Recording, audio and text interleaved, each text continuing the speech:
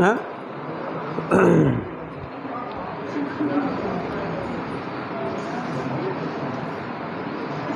चलिए वेशभूषा के बारे में देखें। पोशाक जो है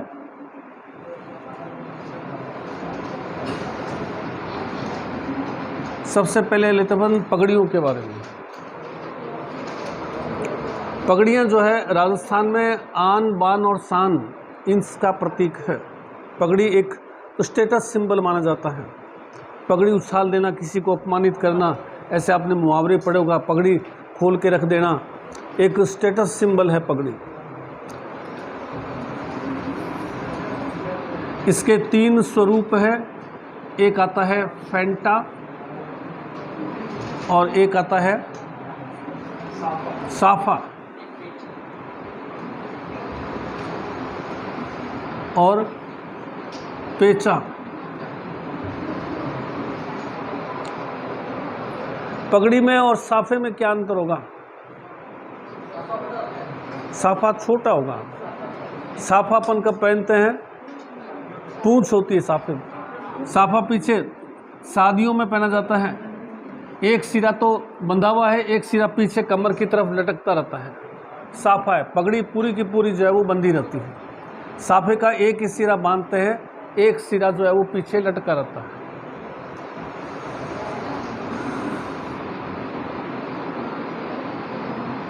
और फेंटा जो होता है उसमें जो है फेंटा पगड़ी की तुलना में आकार में थोड़ा छोटा होगा और फेंटे पर जो है वो कसीदाकारी का काम या सोने चांदी के वर्क का काम जो है वो किया होगा। पेचा और पाग लगभग एक जैसी है। तो पगड़ियाँ जो है इसके राजस्थान में 2 मुख्य क्षेत्र रहे हैं, एक मेवाड़ क्षेत्र, एक मारवाड़ क्षेत्र। पगड़ियों के 2 ही मुख्य क्षेत्र है, मेवाड़ और मारवाड़। मेवाड़ क्षेत्र में पगड़ियाँ जो होती है साइज में थोड़ा छोटी होती है, सिर के चिपकी रहती है। यहाँ एक व्यक्ति आता है जिसका नाम क्या होता है? छाबदार। मेवाड़ क्षेत्र में पगड़ियों बांधने में, पगड़ी बांधने का काम भी बहुत लिमिटेड लोगों को आता है। गांव में इक्का दुक्का व्यक्ति जो है वो पगड़ी बांधना जानता है। तो पगड़ी बांधने वाले व्यक्ति को छाबदार कहा जाता है। वह व्यक्ति जो पगड़ी बांधता है किसी के जाकर के, तो उसको छाबदार कहते हैं। मेवाड़ के जो महाराणा है उन्होंने अपने अपने हिसाब से पगड़ियाँ चलाई। जैसे मेवाड़ के महाराणा जो है अमर सिंह आए, राणा प्रताप के पुत्र। अमर सिंह ने अमरशाही पगड़ी चलाई, उसकी अपनी अलग पहचान है। मेवाड़ के महाराणा स्वरूप सिंह आए, स्वरूप सिंह ने अपनी अलग पगड़ी चलाई। मेवाड़ के महाराणा संग्राम सिंह आए, इन्होंने अपनी अलग पगड़ी चलाई। तो ये स्वरूप शाही, संग्राम शाही, अमरशाही पगड़ियाँ कहाँ पहनी जाती है? मेवाड़ क्षेत्र। ऐसा व्यक्ति जो इन पगड़ियों को बांधता है वो क्या कहलाता है? छाबदार। मारवाड़ क्षेत्र की पगड़ियाँ काफ़ी बड़ी होती है और यहाँ पगड़ी बांधने वाले को बंधेरा कहा जाता है। ये भी कोई इक्का दुक्का ही होता है गांव के अंदर जो पगड़ी बांधने का काम जानता है। और यहाँ जो पगड़ी बांधने वाला व्यक्ति है, पगड़ियों के प्रकार है, उसमें क्या प्रकार मिलेंगे अपने को? विजय शाही, जोधपुर के राजा विजय सिंह, विजय शाही पगड़ी, विजय सिंह ने अपनी विजय शाही पगड़ी चलाई। जसवंत सिंह ने अपनी जसवंत शाही पगड़ी चलाई। अजीत सिंह ने अपनी अजीत शाही पगड़ी चलाई। विजय शाही, जसवंत शाही, ये पगड़ियाँ कौन से क्षेत्र की है? मारवाड़ क्षेत्र। और अमर शाही, स्वरूप शाही, संग्राम शाही पगड़ियाँ जो है ये मेवाड़ क्षेत्र की है। ये पगड़ियाँ छोटी होती है, एक तरफ तिरछी होती है। ये पगड़ियाँ जो है वो बड़े आकार की होती है। पगड़ियों का रंग भी जो है वो अलग अलग तरह से आता है। जैसे केसरिया रंग की पगड़ी है, युद्ध के समय ज़्यादातर युद्ध में जाना है तो कौन सी पगड़ी का पहनते? केसरिया। या किसी फंक्शन के अंदर, उत्सव पर केसरिया पगड़ी पहनी जाती थी। और सफ़ेद पगड़ियाँ जो है वो शोक प्रकट करने के लिए, किसी के यहाँ शोक प्रकट करने जाना है तो वो कौन सी पगड़ी पहनते थे? सफ़ेद पगड़ी। सफेद पगड़ी जो है वो शोक प्रकट करने का प्रतीक है। केसरिया पगड़ी शौर्य का प्रतीक है। युद्ध लड़ने जा रहे हैं, किसी के यहाँ मेहमान बन के जा रहे हैं तो वो केसरिया पगड़ी पहनते थे।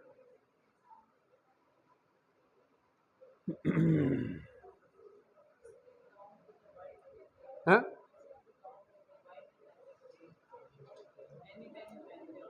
वो जैसे कुछ कुछ है, जैसे वो विशेषकर ये किसानों के अंदर वाइट पगड़ी की परंपरा है, वो है। बाकी वैसे वाइट पगड़ी जो है वो एक तरह से शोक प्रकट करने का सूचक है। और जोधपुर का बंद गले का कोट, बंद गले का कोट जो जोधपुर का फेमस है पूरे इंडिया के अंदर, शादियों में आजकल इसका बहुत ज़्यादा प्रचलन है। न टाई लगाने की ज़रूरत है न कुछ ज़रूरत है, पूरा यहाँ से लेकर के यहाँ तक बंद गले का कोट, ये राष्ट्रीय पोशाक घोषित है। भारत की राष्ट्रीय पोशाक कौन सी है? जोधपुर का बंद गले का कोट भारत की जो है वो राष्ट्रीय पोशाक है। अब इसमें जो है प्रमुख अगर अपन देखें वस्त्र,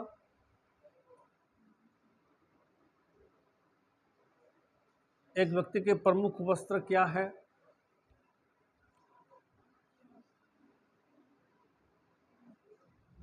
बुगतरी, दूसरा नाम क्या है इसका? है अंगरक्षी। क्या चीज होता है? गमछा नहीं होता। बुगतरी या अंगरक्षी एक ऐसा पहनने का आभूषण जिसमें न तो बाजू है, न कॉलर है, न बटन है, सिर्फ लिया ओढ़ा और उसके बाद में इधर भी धागा है, इधर भी वो रस्सी है, दोनों उसको आपस में शरीर पर बांध दिया। पुराने कई लोगों को देखा होगा, न तो बाजू है, न कॉलर है, न बटन है, सीधा डाला और रस्सी से जो है उसको ऊपर और नीचे दो जगह बांध दिया। वो क्या कहलाता है? बुगतरी या अंगरक्षी। अब बुगतरी पहन ली, इसके ऊपर आजकल क्या कहते हैं उसको? चोला। चोला ओढ़ लेते हैं, उसको उस समय क्या कहते थे? चोगा, जिसमें बाजू भी होगा, जिसमें बटन भी होगा। वो इस बुगतरी के ऊपर, जैसे बनियान के ऊपर अपन शर्ट पहनते हैं वैसे ये चोला पहने, इसको क्या कहते थे? चोगा। तो चोगा बुगतरी के ऊपर पहना जाने वाला वस्त्र। बुगतरी तो पहचान आ ही गया, चोगा क्या होगा? बुगतरी के ऊपर पहना जाने वाला वस्त्र। अब थोड़ी सर्दी और पड़ रही है, चोला पहन लिया या शर्ट पहन लिया, उसके बावजूद भी ठंड लग रही है तो अपन क्या करते हैं? शॉल की तरह ओढ़ लेते हैं, शॉल ओढ़ लेते हैं, चादर कंबल ओढ़ लेते हैं। तो वो क्या कहलाएगा? आत्म सुख। वो क्या कहलाएगा? आत्म सुख। यानी कि चोगे के ऊपर ओढ़ा जाने वाला वस्त्र। सर्दी पड़ रही है तो पहले बनियान पहन रहे, तो बनियान की जगह क्या थी उस समय? अंगरक्षी, जो बनियान का रूप थी। उसके ऊपर हमने जो है वो शर्ट पहन लिया तो उस समय क्या था?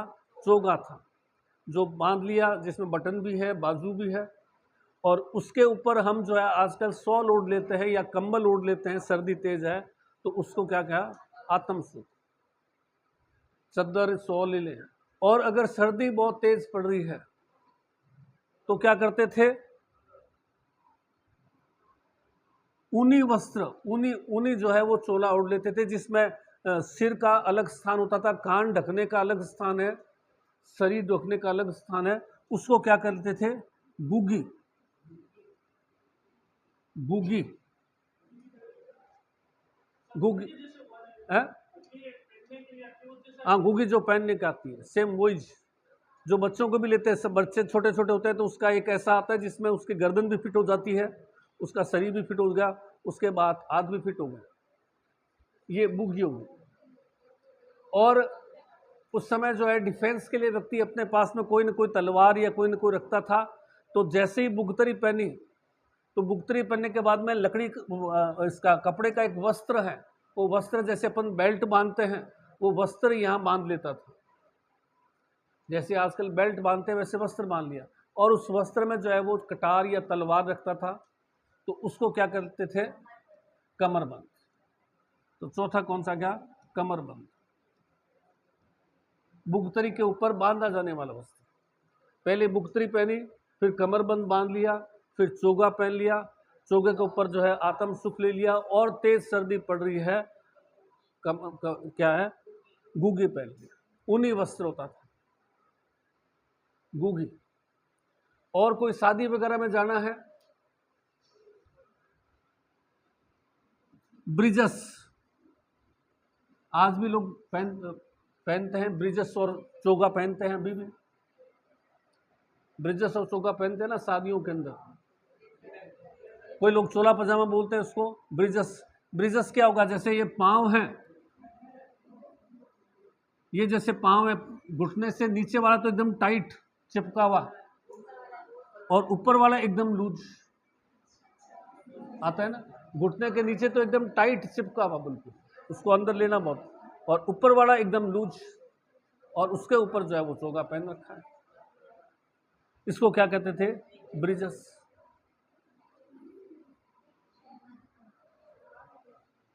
उसको क्या कहते हैं, ब्रिजस। और कई बार जो है गांव में व्यक्ति आज भी जो है धूसा, जिसको अपन मारवाड़ी में धस्सा भी बोल देते हैं, धस्सा उड़ लेते हैं ना। सॉल तो वह अपने ये आ गया, धस्सा एक होता है ना चद्दर। गांव में लोग अभी भी चद्दर ओढ़ करके भी जाते हैं, है? बस कौन सा, नहीं सॉल तो ऊनी होता है, धस्सा सूती होता है। धस्सा मतलब जो होता है वो कॉटन का होता है। ये अपन जिसको चद्दर कहते हैं ना, ओढ़ने का चद्दर नहीं होता क्या, बस। क्या करो, कौन सा, दुस्सा, ऊन का तो नहीं होता, ये ओढ़ने का है, ऊन का तो होने का संबंध नहीं। ये होगा तो कॉटन का ही थोड़ा मोटा, और ये भी क्या है कि ओढ़ लेते, ऊन का तो ये होगा गुगी, दस्ता सिंपल कॉटन का होगा। एक दो और भी पुरुषों के वस्त्र आएंगे इस तरह से।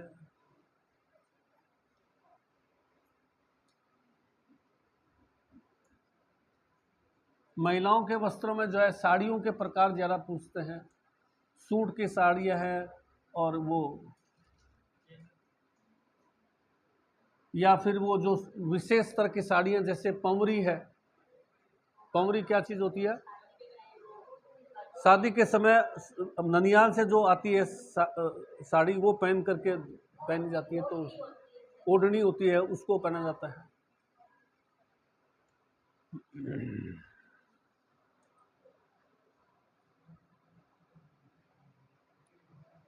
इसी तरह से आदिवासी महिलाओं के वस्त्र भी आते हैं।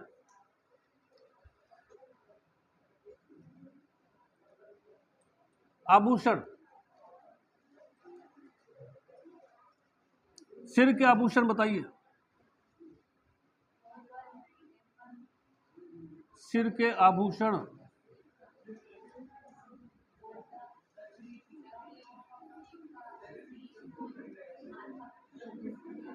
अब इससे बिना मेकअप के ये एक महिला का फोटो है। आभूषण बताइए कहाँ कहाँ।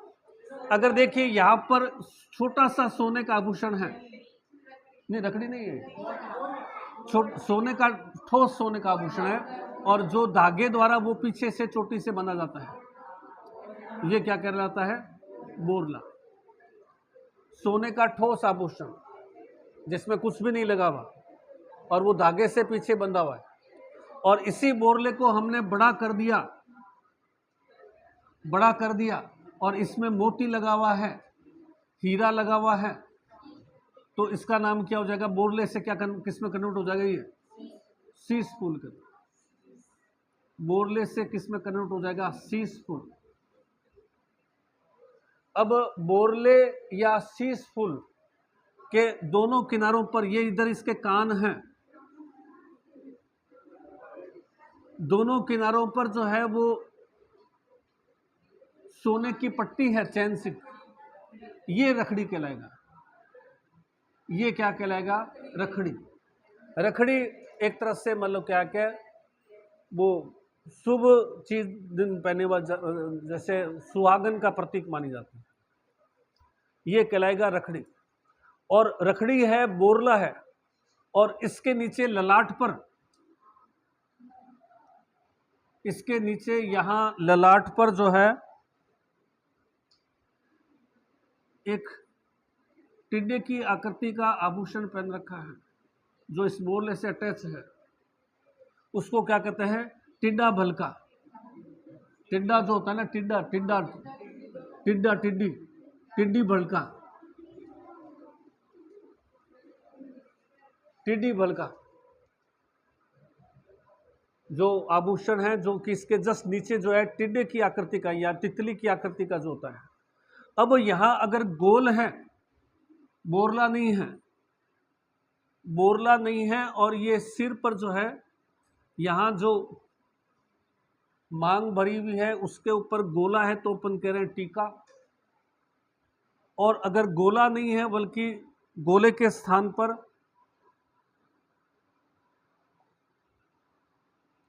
गोला नहीं है, गोले के स्थान पर जो है वो तितली की आकृति है,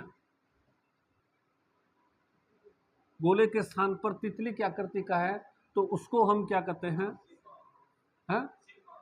सिरमांग। सिरमांग, मांग के ऊपर तितली की आकृति का है तो सिरमांग, और मांग के ऊपर गोले की आकृति का है तो जो है वो टीका। टीका। और कई ग्रामीण महिलाओं को आपने देखा होगा, यहाँ जो बाल होते हैं उन बालों के अंदर वो सोने की या चांदी की चैन सी बांधी रहती है, या पीछे जो चोटी है उस चोटी के अंदर जैसे 2-3 धाराएं बना करके चोटी को गूंथते हैं, तो उसमें एक वो गूंथ लेती है, और सोने की या चांदी की, सोने चांदी की एक चीज उसके साथ में गूंथी होती है, उसको क्या कहते हैं? गोफन। उसको क्या कहेंगे? गोफन। चोटी कर रही है तो उसके साथ में एक यहां लगा लिया, और चोटी के साथ साथ में उस चैन को भी वो गूंथ रही है, इधर साइड से भी गूंथी हो सकती है, उसका नाम क्या है? गोफन। और सिर के क्या आभूषण है? मेहमद। मेहमद भी जो है एक तरह का जो है यहां मांग के जस्ट नीचे जो है पहना जाता है, मेहमद भी एक आभूषण है सिर। ये सिर का आभूषण है, ये सिर का आभूषण है। अब ये महिला हंस रही है, इसके दांत दिखाई दे रहे हैं, दांत में 2 आभूषण कौन कौन से दिखाई देंगे? हैं? चौप और रखन। चौप होगा कि चूप होगा? चौप तो नाक में, चूप। चूप और रखन। चूप क्या चीज होगा? दांत जो है, इस महिला ने अपने दांत के अंदर यहां छेद करवा लिया, और छेद के अंदर सोना भरवा लिया। अब जैसे 2 दांत इसके दिखाई दे रहे हैं हंसने पर, और इन दोनों दांतों के अंदर जो है इसने छेद करके सोना भरवा लिया, तो हंस रही है, तो उसके दोनों दांत पे से सोना चमक रहा है, तो दांत ही चमक रहा है, साथ साथ में सोना भी चमक रहा है, तो ये क्या कहलाएगा? चूप कहलाएगा। और चूप का अगर नाक के अंदर हो, नाक के अंदर इस तरह से कोई, इस तरह से बहुत बारीक हो, तो उसको क्या कहेंगे? चौंप। और एक महिला ने पूरा का पूरा दांत ही जो है वो सोने से ढक लिया, ये आगे के दोनों दांत पूरे के पूरे सोने से ढक लिए, तो वो क्या हुआ? रखन। पूरा का पूरा दांत जो है वो सोने से ढका हुआ, ये दांत या एक दांत सोने से ढका, तो उसको क्या कहते हैं? रखन कहते हैं।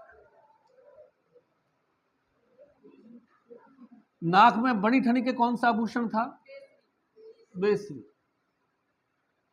नाक में बड़ी ठनी के, तो चलिए अपन आगे चलते हैं कि पहले इसको कंप्लीट कर। लावरिया प्रथा लिखा दी ना? हाली प्रथा या सागड़ी प्रथा? हाली या सागड़ी? हाली प्रथा या सागड़ी प्रथा? सागड़ी प्रथा।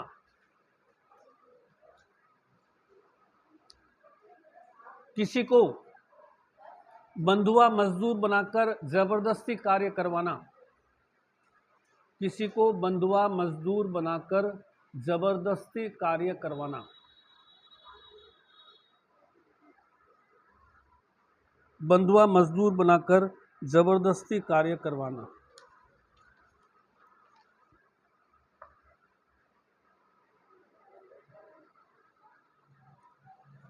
त्याग प्रथा,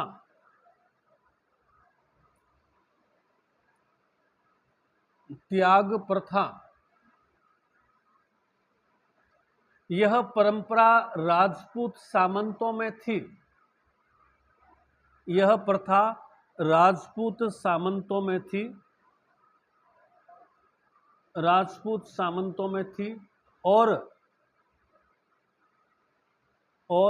कन्या वध का एक मुख्य कारण थी,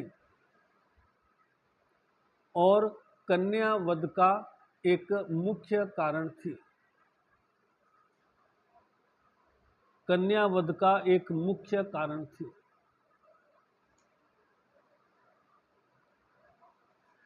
इसमें चारण भाट आदि मध्यस्थ लोग, चारण भाट आदि मध्यस्थ लोग सामंतों में रिश्ते करवाते थे, सामंतों में रिश्ते करवाते थे,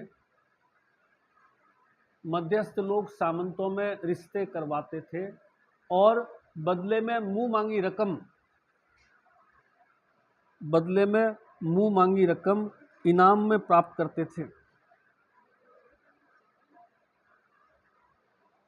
मुंह मांगी रकम इनाम में प्राप्त करते थे।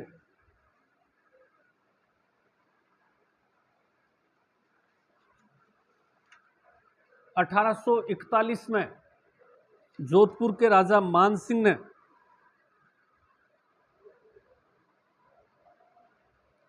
1841 में जोधपुर के राजा मान सिंह ने इस परंपरा पर रोक लगाई थी,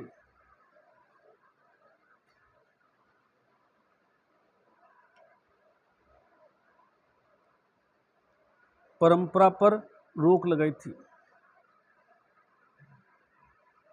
आगे लिखिए, औसर मौसर लिखवा दिए थे क्या? पहले लिखिए औसर। अगला नेक्स्ट परंपरा मौसर मृत्यु भोज की परंपरा। पहले औसर लिख लीजिए, जीते जी मृत्यु भोज का करना, जीते जी मृत्यु भोज का आयोजन करना, औसर,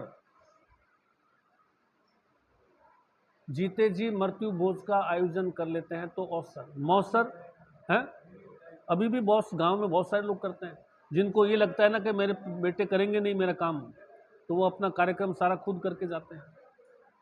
मौसर मृत्यु भोज, मौसर मृत्यु भोज। मौताण, मौसर मत नहीं, मौताण, अगला मौताण,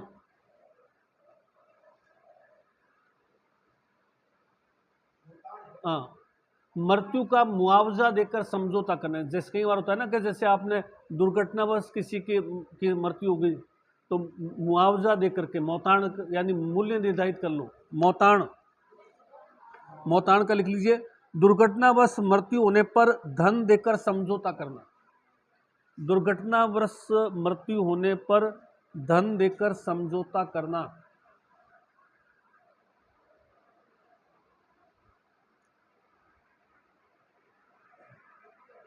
दुर्घटनावश मृत्यु होने पर धन देकर समझौता करना, धन देकर समझौता करना।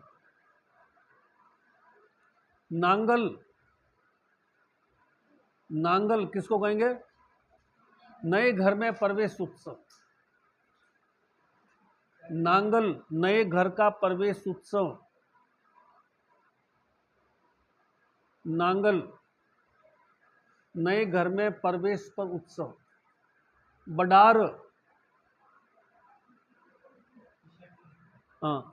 लड़के की शादी के पश्चात आयोजित भोज बडार। लड़के की शादी के पश्चात आयोजित भोज।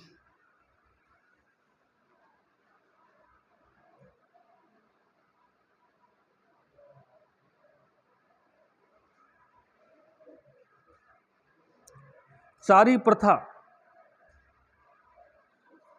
चारी प्रथा, हाँ चारी। लड़की के पिता को लड़की का मूल्य देकर उससे विवाह करना। लड़की के पिता को लड़की का मूल्य देकर उससे विवाह करना। मूल्य देकर उससे विवाह करना। लड़की के पिता ने जो पैसा मांगा वो पैसा दे दिया और फिर लड़की से विवाह करके ले गया है। बेचने वाली इनडायरेक्ट रूप में तो बेचना थोड़ा सा ऑकवर्ड लगता है, तो पैसा दे दिया। वैसे तो इनडायरेक्ट रूप में तो वही है। ये हालात है ना, बंगाल से बिहार से 1 लाख रुपए में शादी करके आया, 2 लाख में शादी है। अंकोला से, महाराष्ट्र से वो आते हैं खूब जिनके यहाँ शादियाँ नहीं होती वो क्या करते हैं, फिर वहाँ चले जाते हैं। आगे लिखिए। सलेखना या संथारा। सलेखना या संथारा। सलेखना किसको कहते हैं? समाधि नहीं, सलेखना, संथारा। हाँ, जैनियों की परंपरा है, एक ही चीज है। जैनियों में परंपरा है, कोई व्यक्ति जो है अन्न जल त्याग करके स्वेच्छा से मौत लाता है। अन्न जल का त्याग करके और मौत को जैनियों की परंपरा है। सलेखना या संथारा, अन्न जल का त्याग कर देना, मृत्यु को गले लगाना। मृत्यु को गले लगाना, अन्न जल का त्याग।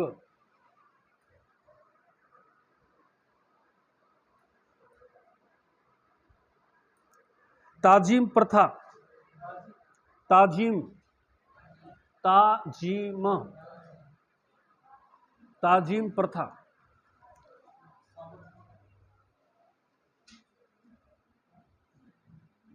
ताजीम,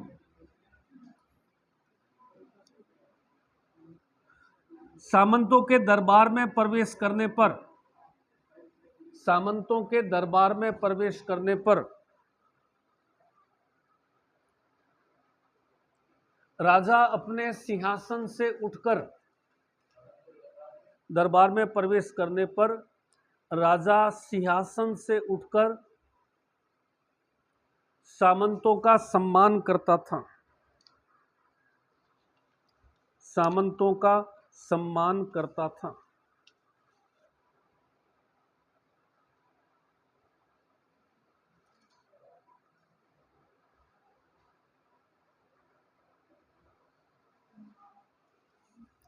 दापा।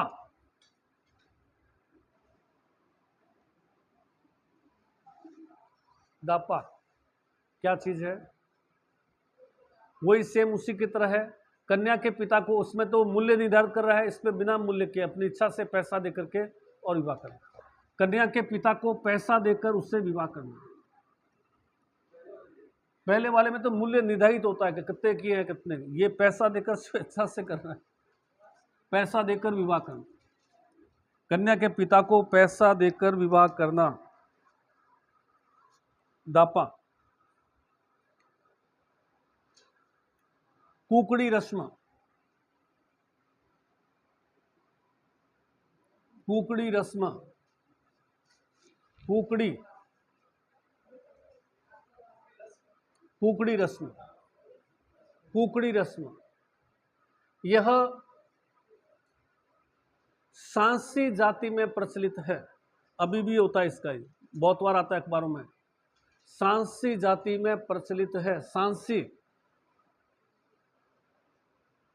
सांसी जाति में प्रचलित है। विवाह से पूर्व लड़की का वर्जिनिटी टेस्ट करना। विवाह से पूर्व लड़की का वर्जिनिटी टेस्ट या वर्जिन टेस्ट करना, इस पर बहुत सारा आता है अखबारों में। विवाह से पूर्व लड़की का वर्जिन टेस्ट करना,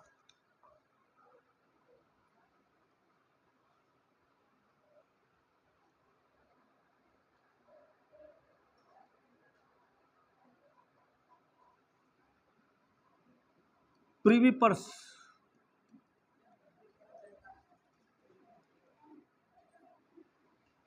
प्रीवी पर्स, हाँ प्रीवी पर पेंशन, राजाओं को उनके राज्य के बदले में, राजाओं को उनके राज्य के बदले में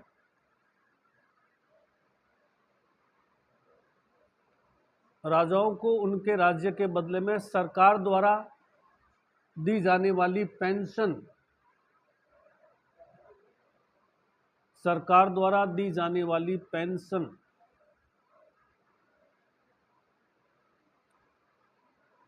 26वें संविधान संशोधन द्वारा, 26वें संविधान संशोधन द्वारा 1971 में, 26वें संविधान संशोधन द्वारा 1971 में इंदिरा गांधी ने इस प्रथा को रोक दिया या इसको खत्म किया। इंदिरा गांधी ने इस प्रथा को खत्म किया। इंदिरा गांधी ने इस प्रथा को खत्म किया था। अब आ जाए एक विवाह की दो चार एक रस्म है, वो भी पूछते हैं। पहला लिखिए,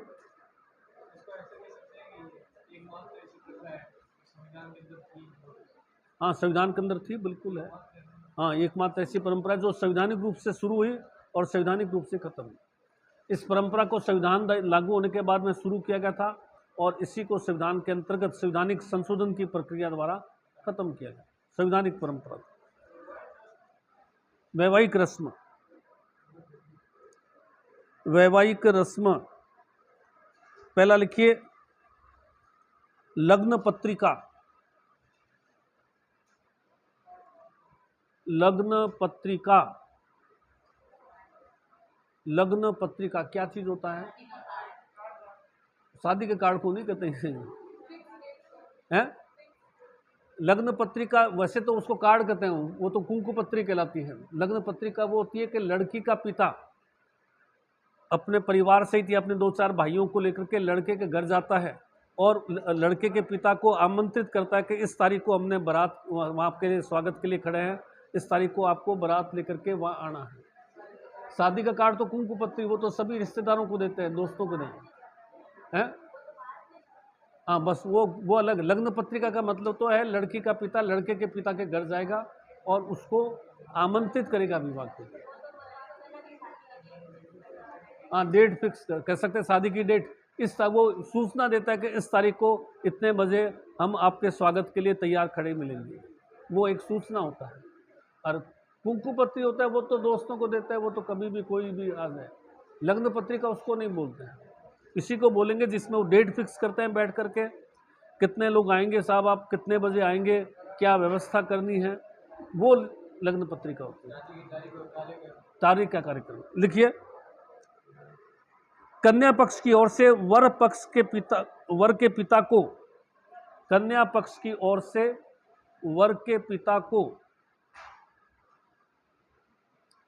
कन्या पक्ष की ओर से वर के पिता को विवाह के हेतु, विवाह पर या विवाह हेतु निमंत्रण देना, निमंत्रण देना। आप इस तारीख को बारात लेके आइए, ये कितने आदमी आएंगे, क्या कार्य व्यवस्था करनी है, उसका निमंत्रण पत्र देता है। डेट फिक्स भी उसी दिन होती है। ये ऑथेंटिक रूप से दोनों मिलकर डेट फिक्स करते हैं। आगे लिखिए, बंदोला,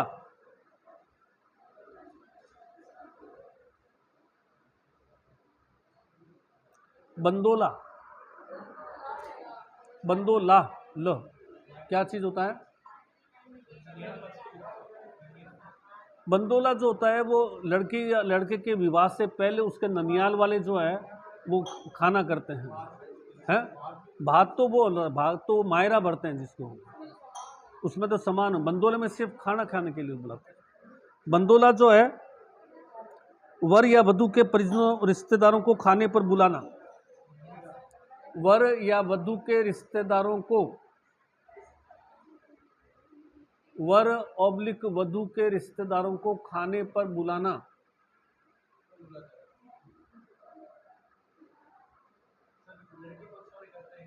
दोनों तरफ।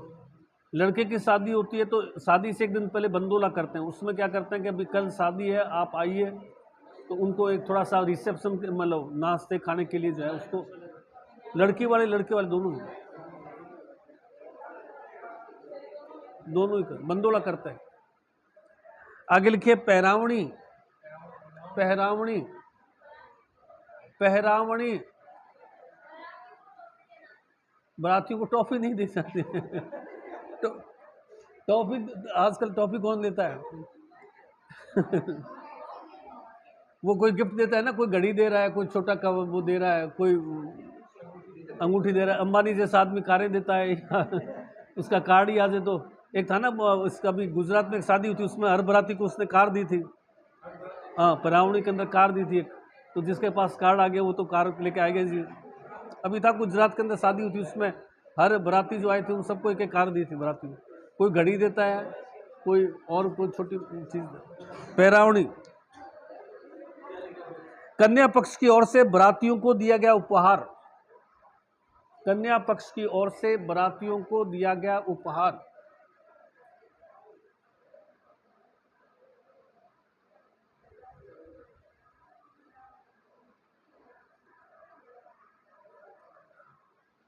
बत्तीसी। नेक्स्ट बत्तीसी। बत्तीसी क्या चीज होता है?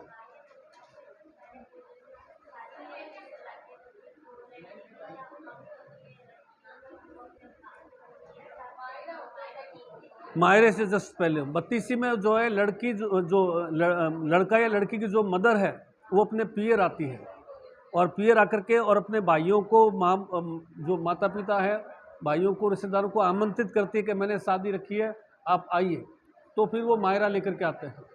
तो मायरे से पहले बत्तीसी का प्रोग्राम होता है, जिसमें लड़की अपने जो दूल्हे की मदर है या दुल्हन की जो मदर है वो अपने पियर आती है, अपने भाइयों से मिलती है, उनको कहती है कि मेरी लड़की की शादी है, मेरे लड़के की शादी है, आपको आना है। तो वो गाजे बाजे के साथ आती है अपने पियर, अपने भाइयों को आमंत्रित करने के लिए। फिर भाई जो है वो भात लेकर के, या जो अपन कहते हैं वो लेकर के जाते हैं। तो भात से पहले या जो है ना उससे जस्ट पहले जो प्रोग्राम होता है वो बत्तीसी का होता है। 32 रुपये रखने वाला ऐसा कोई सिस्टम नहीं है। 32 रुपये नहीं, इसका नाम ही बत्तीसी है, कोई सिस्टम ही नहीं।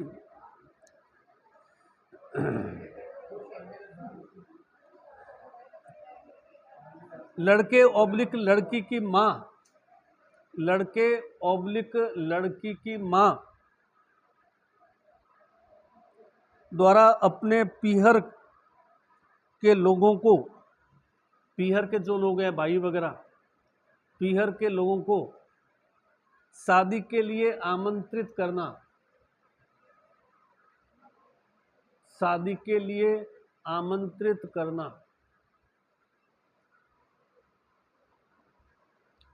अब आ जाइए वेशभूषा, नेक्स्ट टॉपिक वेशभूषा।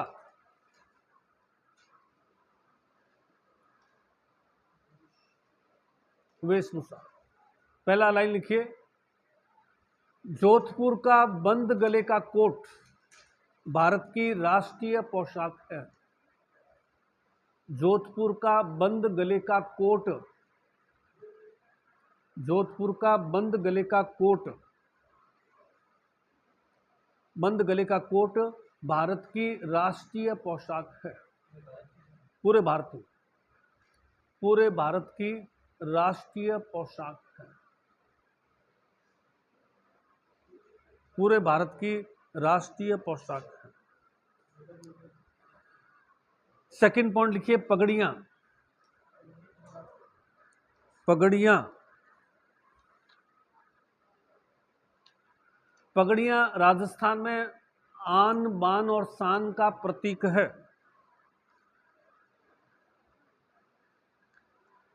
पगड़ियाँ आन बान और शान का प्रतीक है। आन बान शान का प्रतीक है। दो क्षेत्रों की पगड़ियाँ विख्यात है। दो क्षेत्रों की पगड़ियाँ विख्यात है। पहला लिखिए मेवाड़ क्षेत्र।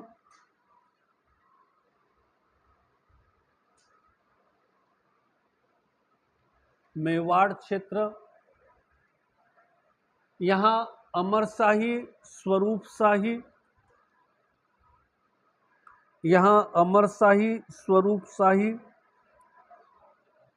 अमरशाही, स्वरूपशाही, उदयशाही, अमरशाही, स्वरूपशाही, उदयशाही जैसी पगड़ियाँ प्रचलित थी। संग्रामशाही भी है। उदयशाही, स्वरूपशाही जैसी पगड़ियाँ प्रचलित थी।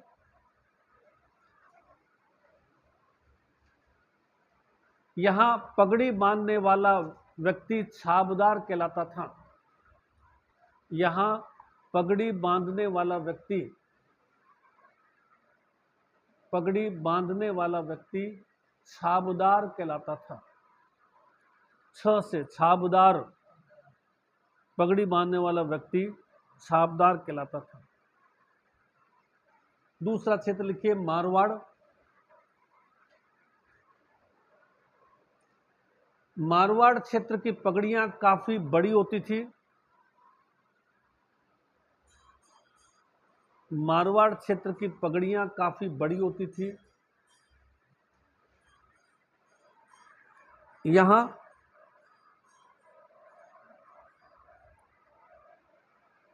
विजय शाही, जसवंत शाही,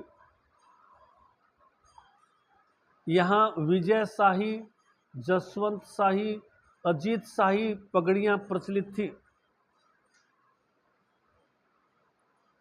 अजीत शाही पगड़ियां प्रचलित थी।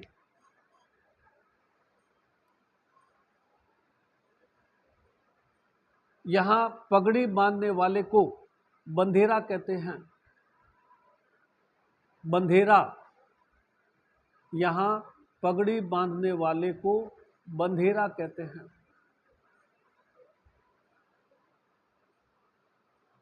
बंधेरा कहते हैं।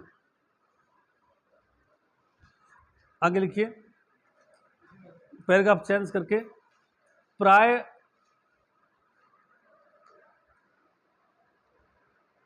केसरिया पगड़ियां शुभ अवसर पर या युद्ध के समय पहनी जाती थी।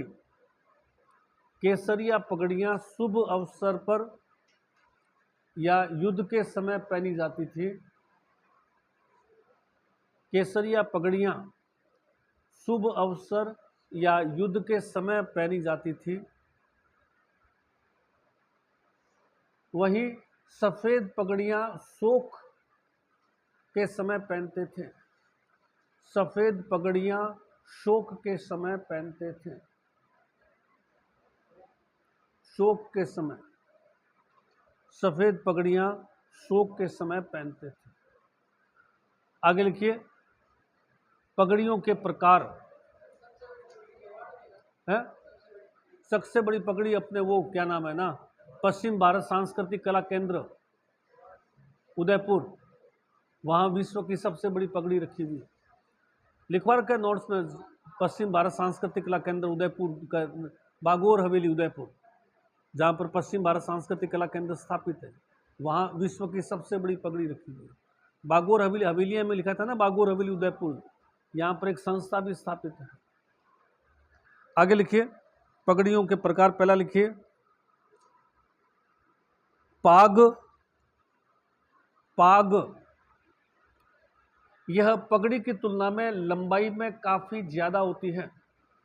पाग पगड़ी की तुलना में लंबाई में ज्यादा होती है।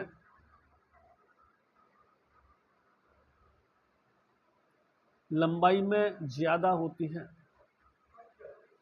पाग, नहीं पाग और पगड़ी कहते हैं, लेकिन अंतर यह है कि पगड़ी थोड़ा सा लंबाई में बहुत ज्यादा लंबी होगी, पाग। दूसरा आता है साफा। पगड़ी की तुलना में साफा, साफा पगड़ी की तुलना में छोटा होगी लंबाई में। साफा पगड़ी की तुलना में छोटा होगा और एक सिरा कमर पर लटकेगा। साफे का एक सिरा कमर पर लटकेगा। साफा छोटा होगा, एक सिरा कमर पर लटकेगा, कमर पर लटकेगा। तीसरा फेंटा, फेंटा, फेंटा पगड़ी पर सोने चांदी का काम किया हुआ है तो उसे फेंटा कहते हैं। पगड़ी पर सोने चांदी का काम किया हुआ है तो उसे फेंटा कहते हैं।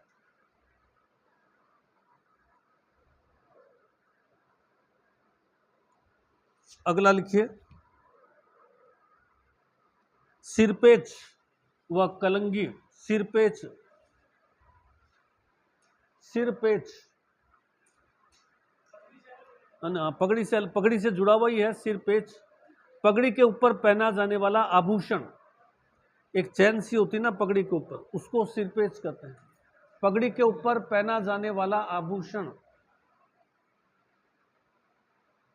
पगड़ी के ऊपर पहना जाने वाला आभूषण। सिरपेच के ऊपर कलंगी होती है। कलंगी एक वो होता है पंख की तरह है, हाँ पंख की तरह होता है ना कलंगी। सिरपेच इसी में लिखना है। सिरपेच के ऊपर कलंगी लगी होती है, खड़ी रहती है, जो एक घोड़ा टाइप लगाते हैं वो, जैसे मोर का पंख होता है इस तरह से यहाँ लगी होती है, वो वाइट सा, वो कलंगी कहलाती है। सिरपेच तो चैन सी होगी, उसके ऊपर जो है वाइट सी कलंगी कहलाती है। आगे लिखिए, पुरुषों के वस्त्र। पुरुषों के वस्त्र, पुरुषों के वस्त्र।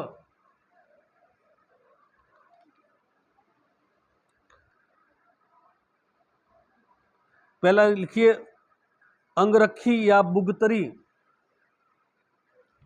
अंगरखी, अंगरखी कौमा अंगरखी कौमा बुगतरी।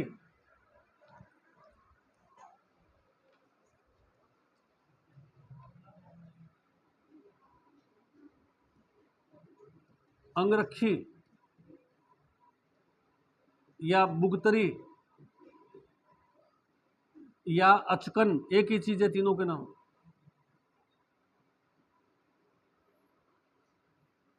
अचकन, बिना बाजू, कॉलर व बटन का वस्त्र। न बाजू है, न कॉलर है, न बटन है। बिना बाजू, बिना कॉलर, बिना बटन का वस्त्र जो शरीर पर बांधते हैं। रस्सी शरीर पर बांधते हैं, जो शरीर पर बांधते हैं। दूसरा चोगा, चोगा, चोगा अंगरखी के ऊपर पहना जाने वाला वस्त्र, जैसे शर्ट पहनते हैं बनियान के ऊपर, वैसे अंगरखी के ऊपर पहना जाने वाला वस्त्र।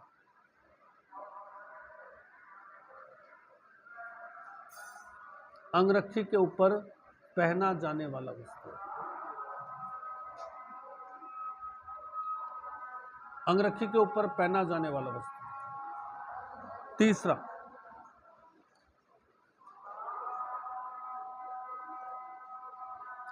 आत्म सुख, आत्म सुख, आत्म सुख, आत्म सुख सोगे के ऊपर ओढ़ा जाने वाला वस्त्र, सोगे के ऊपर ओढ़ा जाने वाला वस्त्र, सोगे के ऊपर ओढ़ा जाने वाला वस्त्र, आत्म सुख, सोगे के ऊपर ओढ़ा जाने वाला वस्त्र।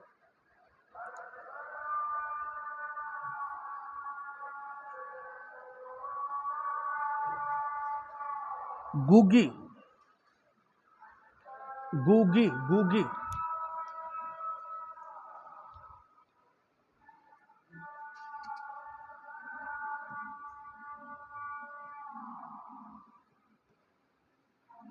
गूगी,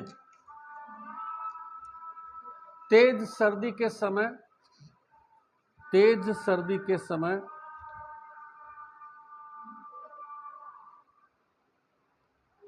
सोगे के ऊपर ओढ़ा गया ऊनी वस्त्र, सोगे के ऊपर ओढ़ा जाने वाला ऊनी वस्त्र, सोगे के ऊपर ओढ़ा जाने वाला ऊनी वस्त्र,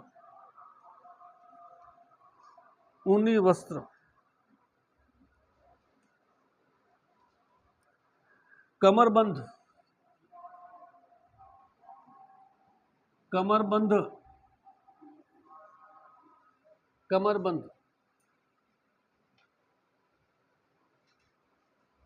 अंगरखी के ऊपर बांधा गया वस्त्र जिसमें तलवार रखी जाती थी, अंगरखी के ऊपर बांधा गया हुआ, कमर पर बांधते थे इसको बेल्ट की तरह, बांधा गया वस्त्र जिसमें तलवार रखी जाती थी, तलवार अटका लेते थे यहाँ पर, बेल्ट की तरह यहाँ बांध लिए और इधर तलवार अटका ली, तलवार अटकाई जाती थी, तलवार इसमें अटकी होती थी। बिरजस, बिरजस,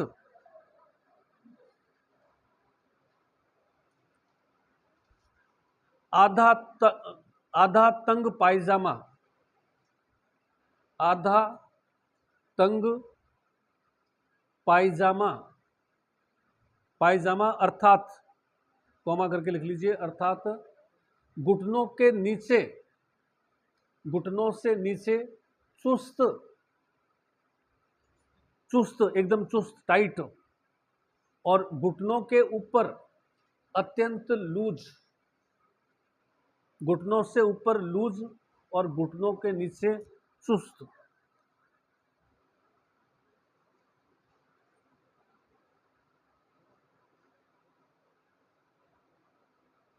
जामा, नेक्स्ट जामा,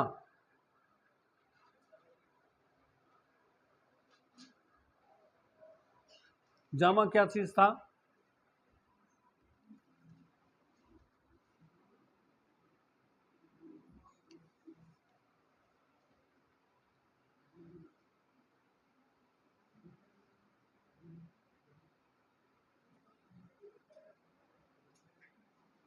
घुटनों के ऊपर चुस्त होता था, घुटनों के ऊपर का चुस्त अपोजिट हो रहा उसके, और घुटनों तक घेर होता था, घेर है ऊपर चुस्त, उसके ऊपर घेर, युद्ध के समय पहना जाता था, युद्ध के समय पहनते थे।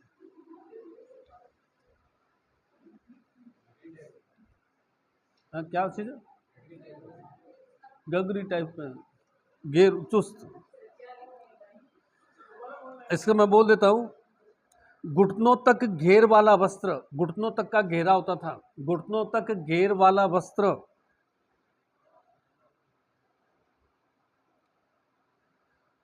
जो ऊपर से चुस्त होता था, ऊपर से चुस्त होता था,